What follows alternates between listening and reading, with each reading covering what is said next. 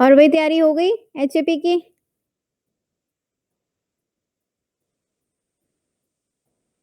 चल अभी रही भी है नहीं मैम। हुई? चल रही है मैम। चल रही है, अच्छा अच्छा। कौन से स्टेशन तक पहुंच गई है, कौन से मॉड्यूल तक पहुंच गई है तैयारी?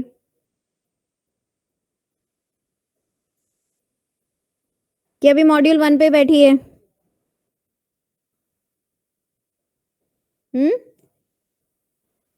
अभी ब्लड रिवाइज करना है। अच्छा, ब्लड रिवाइज करना है, ठीक है। चलिए आज आपको एक वीडियो लेक्चर शो कर रही हूँ मैं। उसमें ब्लड वाले टॉपिक को ही हम जो है एक बार रिवाइज कर देंगे। आप उसको सुन लेना, ठीक है। कहीं कोई डाउट्स हो तो पूछ लेना।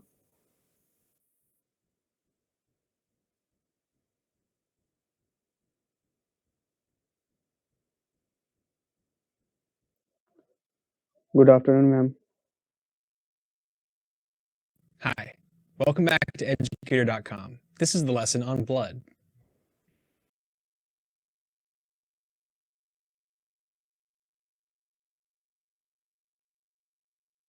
विजिबल है screen? Yes, ma'am. Yes, ma'am. Yes, audible भी? 41 yes, ma'am.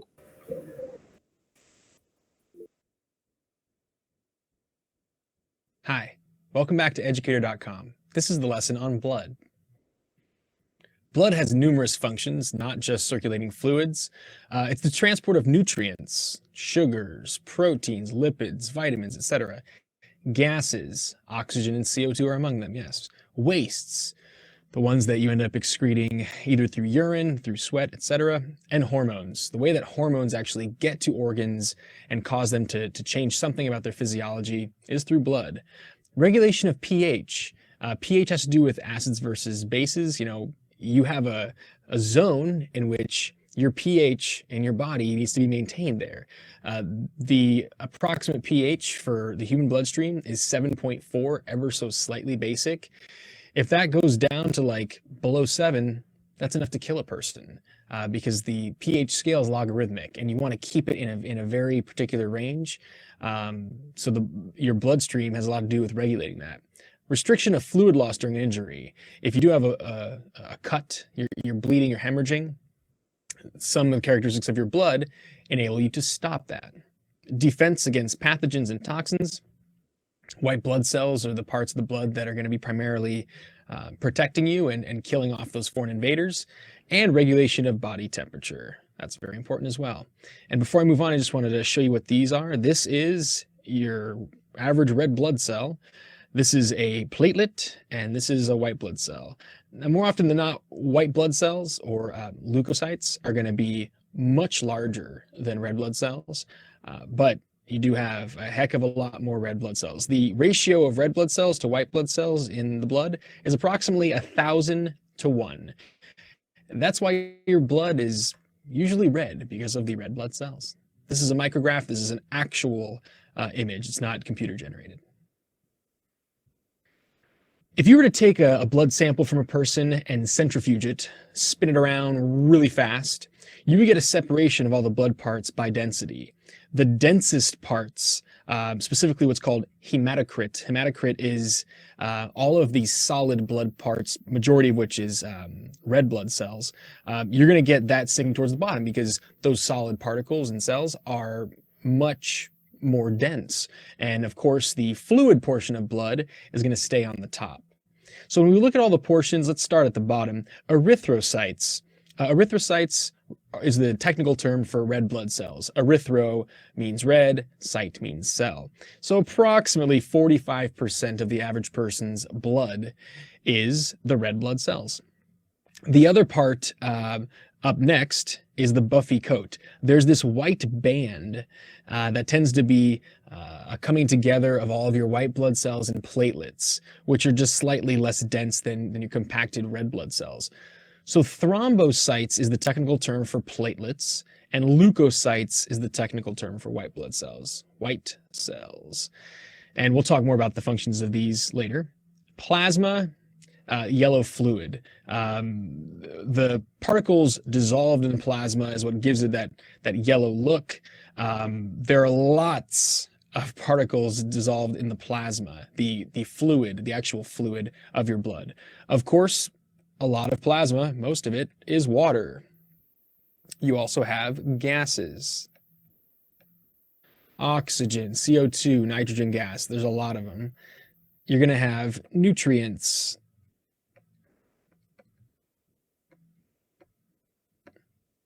All those molecules that are meant to nourish your body.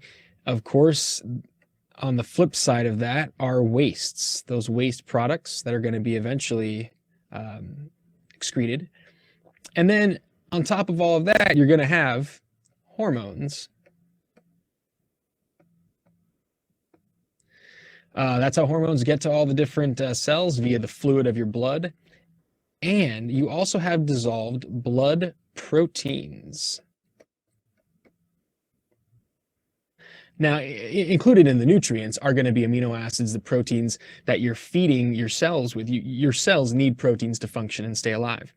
These proteins, they stick around in the blood, and they all have their own purposes. The majority of these blood proteins, 60% of them approximately, is the albumins. Albumins are hanging around in your blood to help maintain osmotic pressure.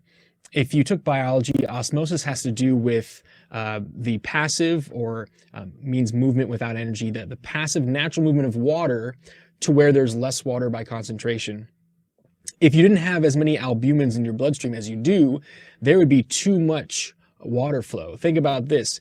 Having blood protein in your blood helps keep water there. If there were a lot less of them, you actually would sometimes lose too much water out of your bloodstream. So having albumins just helps maintain that osmotic pressure in your body. Next up, globulins. There are two globulins. There are two main kinds of globulins. The not most important one, but the one that you've probably heard most about is antibodies. So antibodies, it's a type of globulin protein. Those are very specifically shaped molecules that are meant to attach and help your white blood cells attack foreign invaders. So they'll attach to bacteria, viruses, to immobilize them and to mark them so that they can get destroyed, so that they don't harm you. So antibodies is one type of globulin. Another type of globulin is transport proteins. There are certain substances in your bloodstream that aren't necessarily getting along with water. They might be non-polar particles that don't dissolve well in the plasma. So globulins that are the transport variety will sometimes be like a little shuttler or a little raft getting them through the bloodstream. Certain hormones need to be attached to globulins. And finally, the next major kind of blood protein is fibrinogen. Fibrinogen is what you make fibrin out of, and without fibrinogen, you wouldn't be able to make a blood clot. And a blood clot is the way that you stop bleeding, and that's very important. So there's the components of plasma and the other blood components. So how do blood cells get formed in your body? Where do they originate? Well, hemocytoblasts tend to be hanging around in your bone marrow. And hemocytoblasts, that's a fancy term for blood cell maker. There's one major kind of stem cell known as a hemocytoblast that through mitotic divisions, by dividing, makes different lines or sort of lineages of cells. So for instance, where you get this from is the hemocytoblast. The proerythroblast eventually leads to the formation of red blood cells, erythrocytes. This particular lineage leads to a certain kind of a white blood cell of the leukocytes called granulocytes, because they have little granules in the cells. It looks like they have little dots, little particles in these cells. On the other hand, you have this other kind of white blood cell category called agranulocytes, meaning not having those granules.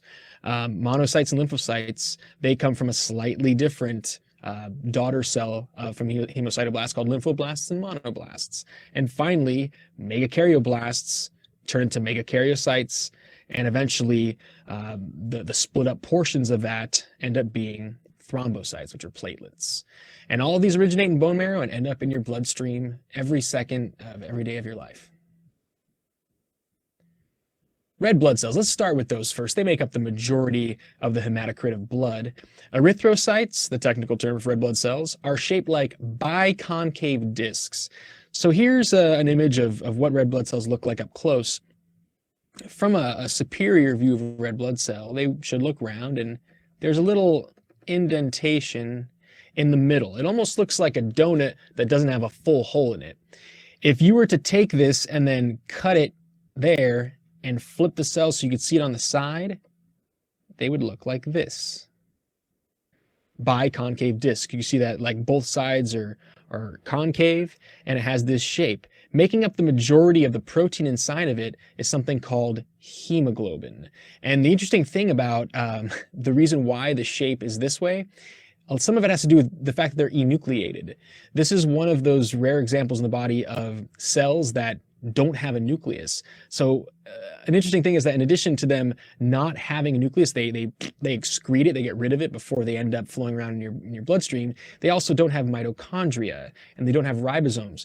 So they're not doing a lot of the cellular activity that your cells tend to do just to stay alive. You know, these only last for so long. Eventually they get damaged. But the other reason why not having something like mitochondria is important in here is if these had mitochondria in them, and the purpose of red blood cells is to shuttle or carry oxygen through your body, if there was mitochondria in here, the mitochondria of the red blood cell could kind of steal the oxygen off of this little oxygen raft, and that would not be good. You want to have these things just delivering oxygen to the cells that are keeping your tissues alive. So they don't have a nucleus, no mitochondria. They're just jam-packed with this protein called hemoglobin that has a high affinity for oxygen. It's like a little magnet, in a sense, for oxygen. And this protein allows it to be like an oxygen raft. I like to think of oxygen just kind of sitting back and just enjoying its ride on the red blood cell until it gets to a capillary and ends up finding its temporary home. Oxyhemoglobin versus deoxyhemoglobin.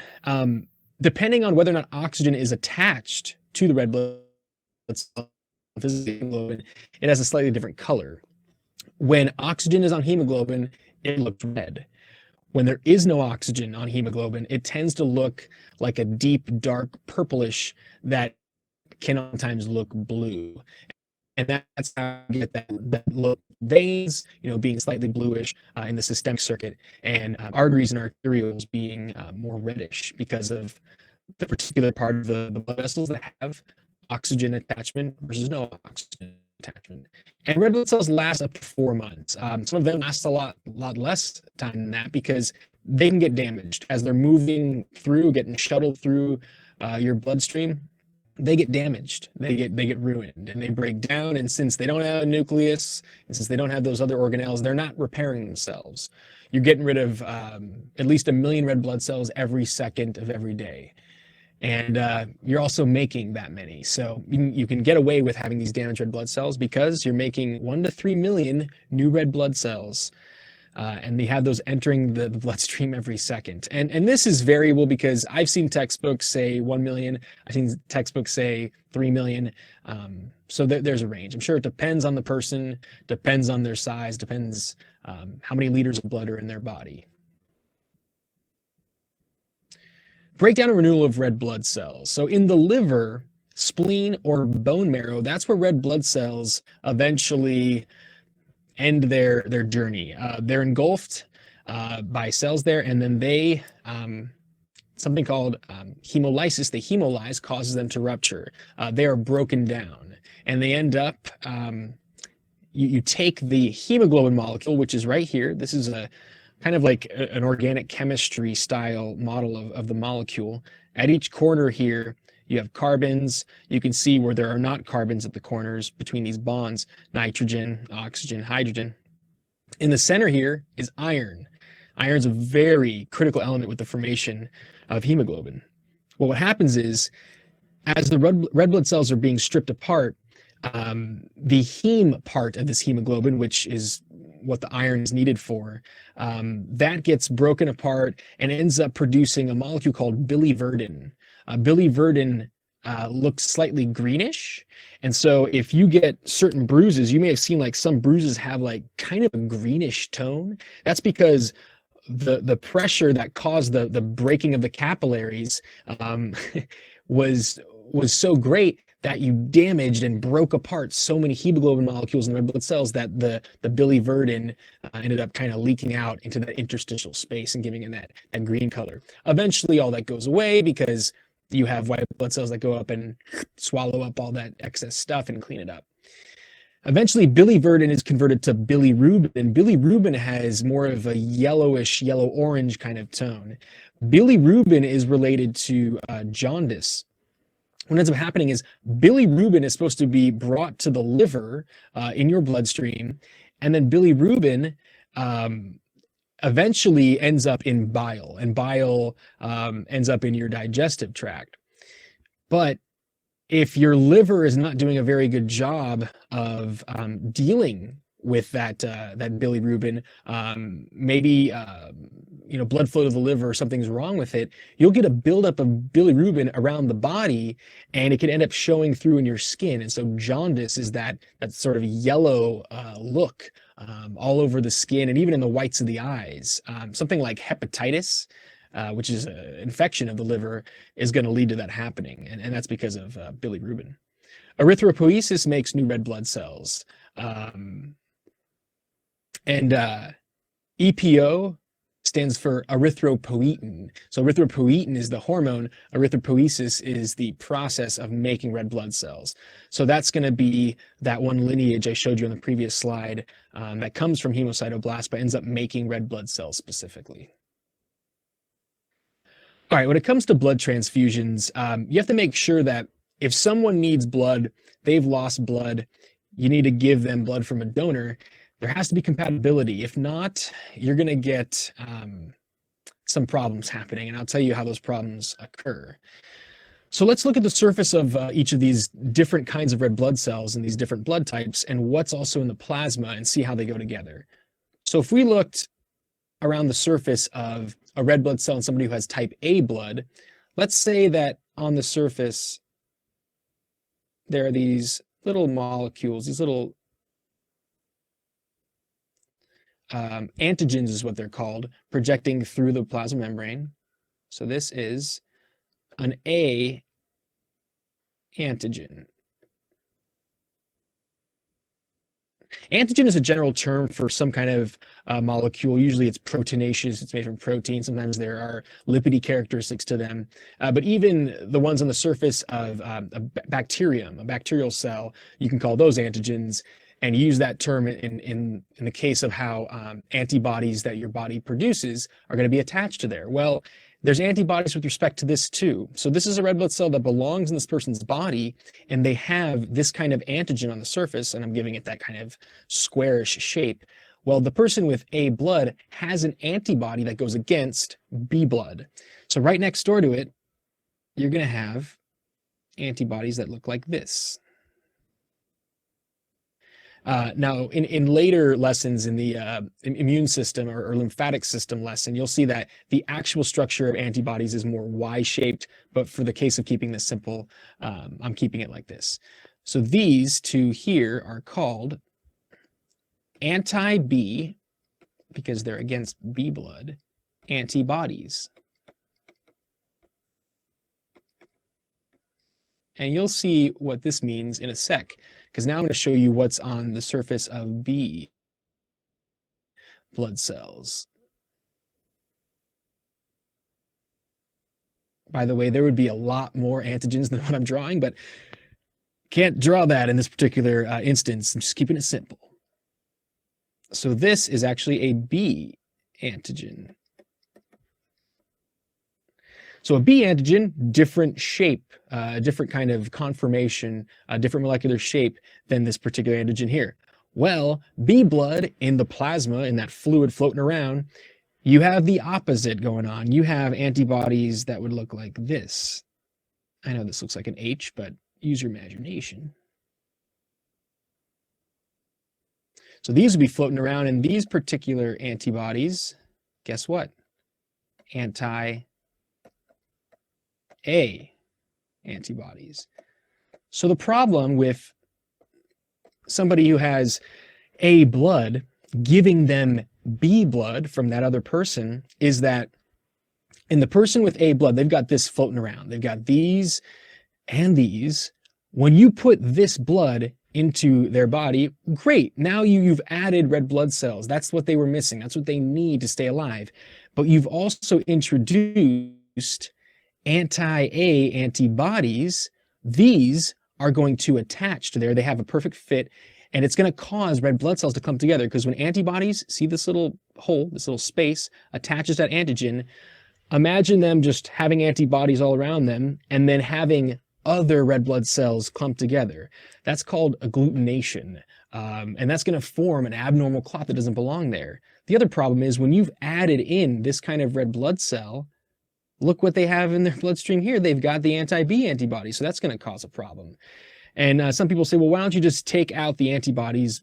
But like I just said, just the fact that you're putting this particular cell into their bloodstream, you can't get rid of all the anti-B antibodies in that person's blood flow. That's not possible. So these don't go together. Next up, AB blood. The reason why it's called AB blood, it has both A and B antigens. It's got A antigens, it's got B antigens, but guess what? No antibodies to the A or B antigens. Now, there are antibodies in this person's bloodstream, yes, but they're not going to naturally have antibodies against what is naturally on the surface of the red blood cells. So the amazing thing about having AB blood is you can give that person almost any kind of blood because they don't have antibodies floating around in their plasma that's going to cause problems. You can put this in as long as you take out the anti-A antibodies, because you can strain them out. As long as you take out these antibodies, they'll have no trouble with these kinds of red blood cells. No big deal. And I've heard that you can still put donor blood into a person's body with the antibodies for this person who has AB, as long as you slowly put it in. I guess the antibodies don't cause as much of trouble. But screening them out or taking them out is going to give them what they need. They need these red blood cells. Best case scenario, they're going to give a person with AB blood, but that is a rare blood type. O blood, let's check it out. O red blood cells. I'm just drawing it like an O because they don't have the A antigen on the surface. They don't have the B antigen, but they have both kinds of antibodies naturally floating around, actually floating around their body. Both antibodies.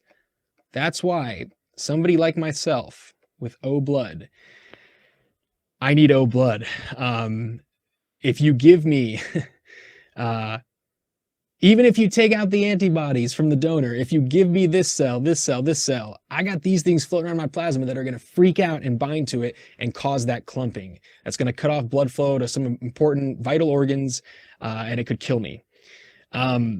You can give O blood to O blood. The good news is that O blood is very common. Depending on what country you're in, the percentage of people with O blood can be a little less, but at least in the United States, O blood is the most common. Next up, Rh factor. This is either Rh positive or Rh negative. And this was named after the fact that it was discovered in the rhesus monkey. The word rhesus, not like the candy, is Rh, R-H-E-S-U-S. So the rhesus monkey, they discovered this. This comes from a separate gene. Whether or not you're A, B, O, or AB, that comes from a certain genotype you inherit. This is on a different gene. And think of it this way. If you are Rh positive, you have an additional antigen on the surface. By the way, before I move on and forget, the O red blood cell, I don't want you to think it has no antigens at all. There are lots of different kinds of antigens. And the surface of even my red blood cells are going to have antigens projecting out from the plasma membrane. They're just not going to have the A and B antigens. But back to Rh factor, if you're Rh positive, you have an additional antigen. Think of it as like this. Let's say this is an O red blood cell. Here's another O red blood cell. If you are Rh positive, you might have this additional little antigen sticking out from the surface. If you're Rh negative, you don't have any of them. You don't have that particular antigen. It's the lack of the antigen. That's why it's negative. The way this comes into play is, I told you earlier that AB blood, if you have that, you can be given almost any blood type. The reason why it can't be any oftentimes is If you are AB negative, that means your AB cells, your AB red blood cells, don't have this particular antigen. And if you introduce, let's say, O positive blood, your body could actually end up attacking those red blood cells with antibodies because you're not used to it. So if you're AB negative, they need to give you O negative or B negative or A negative. I'm O positive, so they can give me O negative or O positive. Somebody who's O negative, they don't give O positive to that person. You know, if you're in an ER and they need to give you a blood transfusion, within a matter of minutes with a test, they can figure out which of these blood types you are. Sometimes they don't have minutes. Sometimes you have somebody who's bleeding profusely, close to death. In that case, they will give them O negative blood if it's on supply because they don't have time to wait. So they're just going to give them that one. But if there is time, if they know a surgery is coming up, they'll try to get the precise type of blood that matches the blood that's naturally in their body. Here's a little chart that you can study that tells you which one goes with which in terms of the donor giving it to the recipient. Like I said earlier, if the donor is O positive, like myself, I cannot give to O negative. But guess what? O negative can give to me. So if I'm the recipient, I can actually get O negative or O positive blood. The yellow sections have to do with, if it's light yellow, they're saying that you can give them plasma transfusions, but not with the whole blood. Bright yellow, that's full blood transfusions. White means no plasma compatibility, meaning they would give that person what's called whole blood or just the hematocrit. Hematocrit's actually a better name for it. That's the compacted red blood cells. So there you go. White blood cells, also known as leukocytes. Leukocytes come in many varieties and have an incredible ability to defend the body. Here are the main functions, or abilities rather. They can migrate out of the bloodstream. Amazingly, a white blood cell can squeeze itself. If you go inside of a capillary, it can squeeze themselves through those endothelial cells into organs. And that's amazing, their ability to migrate and hunt down these foreign bodies that could cause problems.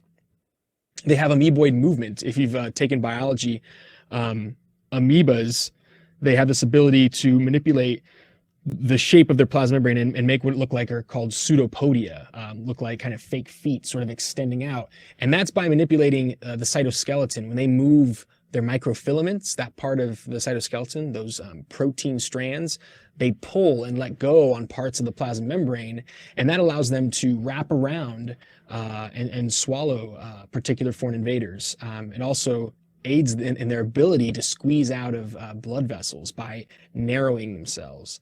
They're attracted to specific stimuli. Depending on what white blood cells you're talking about, they're able to hone in on certain kinds of foreign bodies, bacteria, certain viruses, even parasites. And most of them do phagocytosis, which means cell eating. It's a form of endocytosis where they are wrapping their plasma membrane around that foreign body, taking it in, and then that little sac, which now contains the bacteria or what have you, will then fuse with lysosomes, little cellular organelles that have enzymes that can digest that particular foreign invader and kill it. So there's some abilities of white blood cells. The first class of white blood cells I'd like to tell you about is granulocytes. And like I said before, they have little granules in their cytoplasm. And a lot of these granules you're seeing is lysosomes and enzymes. A lot of them are meant to be there because these are cells that kill. Neutrophils, about 50 to 70% of white blood cells, very common. They're meant to swallow up foreign invaders, and they're typically on the front lines. If you have an infection, they're usually the first ones there, and considering how many of them there are relative to the other white blood cells, the chances of them getting there first is very good. So they are there on the front lines, like they use that term with a war, with an army. Eosinophils, a lot less, 2 to 4% of white blood cells. they attack objects with antibodies. So if antibodies, these globular proteins, have been attached to a certain bacterium, eosinophils notice it, it's got antibodies on it as like a marker, and they go and eat it up. They're great at attacking parasites. If you have a parasitic infection, like let's say a tapeworm, your eosinophil count is going to go up because they're good at attacking parasites. And they increase in number during allergic reactions. And allergic reactions really just depends on the person. Allergic reactions probably happen because of a combination of genetics and environment affecting that abnormal immune response, but eosinophils do play a role in that. And you can see that each of these pictures, they have this weird thing going on in the middle. It's called a multi-lobed nucleus. It's like a nucleus with a few different sections. Neutrophils oftentimes will have many lobes. Eosinophils classically have a bilobed or two-lobed nucleus. And then basophils, the smallest percentage of granulocytes, they assist with mast cells in producing inflammation, expanding blood vessels in an area. And that is a classic response when you have an infection or damage to an area.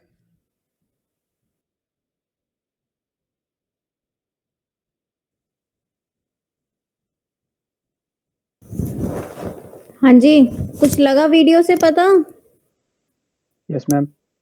Yes, ma'am.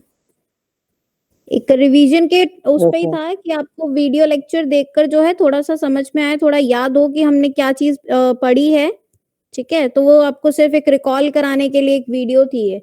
आपको चाहिए होगा तो ये video मैं group में share कर दूंगी। कोई भी Yes, ma'am, topic send start कर दीजिएगा। करने से पहले, हाँ, कोई भी टॉपिक जो भी पढ़ोगे एग्जाम के लिए, एक बार वीडियोस जो भी पहले शेयर हुई हैं या कोई भी रैंडम वीडियो जो आपको अच्छी लगे, जिससे समझ में आता हो आपको, वो एक बार देख के फिर टॉपिक को पढ़ना, तो समझने में आसानी हो जाएगी और भूलेगा नहीं आपको। मैम ठीक है? और भी जो थे वो भी आप शेयर कर देना फिर। और तो मैंने ग्रुप में किए हुए हैं शेयर। स्टार्टिंग में जो आपको सेल वाली वीडियोस दिखाई थी, आई थिंक लिम्फेटिक वगैरह की शेयर करी है मैंने। मैम कल वाली वो तो प्रैक्टिकल की थी शायद। प्रैक्टिकल की मैं लेटर ऑन कर दूंगी शेयर। फिलहाल आप इसके ऊपर देख लो, जो भी थ्योरी पार्ट है। प्रैक्टिकल की मैं शेयर करूंगी अभी। आपको मिल जाएगा सेशनल्स के विदिन या सेशनल्स के बाद मिल जाएंगे आपको। ठीक है?